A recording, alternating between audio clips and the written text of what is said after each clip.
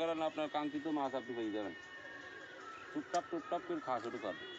আর আমরা যদি না বুঝি তো বসার কারণে অধিকাংশ সময় অধিক সময় বসে থাকি।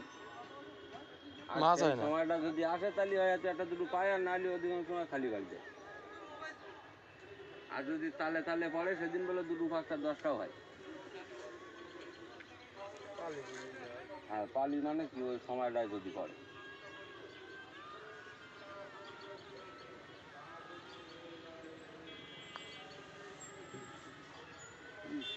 বসছি আমার বুঝি না।